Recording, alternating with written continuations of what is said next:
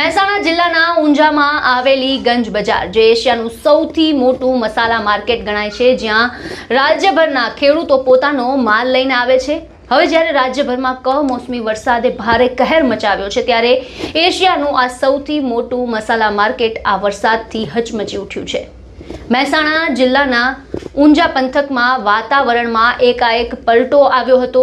કાળા ડિબાંગ વાદળો છવાયા હતા અને ભારે પવન સાથે ગાજવીજ સાથે વરસાદ ત્રાટક્યો હતો। આ અણધાર્યા વરસાદે ઊંઝા માર્કેટિંગ યાર્ડમાં ખુલ્લામાં રાખેલા મસાલા પાકને સીધી અસર પહોંચાડી છે।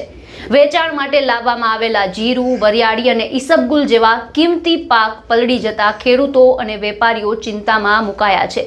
વરસાદ એટલો ઝડપી આવ્યો કે વેપારીઓને પોતાનો માલ ઢાંકવાની પણ તક મળી નહોતી।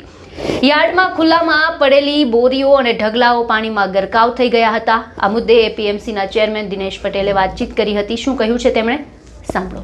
છેલ્લા લગભગ એકાદ અઠવાડિયાથી ઉત્તર ગુજરાતમાં વેસ્ટર્ન ડિસ્ટર્બન્સના લીધે વરસાદી ઝાપટા પડવાની આગાહી હતી અને ઊંઝામાં પણ આ હાર્વેસ્ટિંગ સિઝન હોવાથી ખેડૂતો મોટી સંખ્યામાં માલ લઈને આવે છે।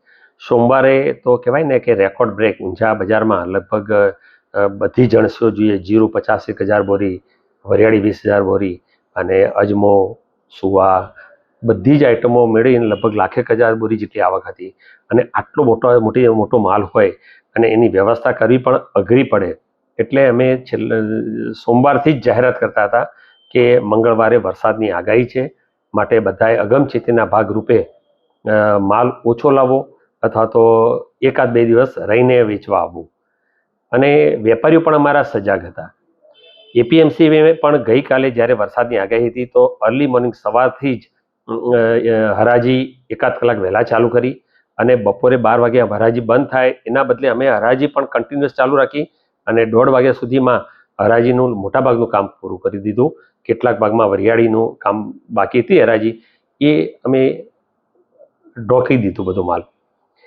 વેપારીઓએ પણ જે માલનું તોલ નહોતું થયું એ માલ એડવાન્સમાં તાડપત્રીથી ઢોકીને રાખ્યો હતો।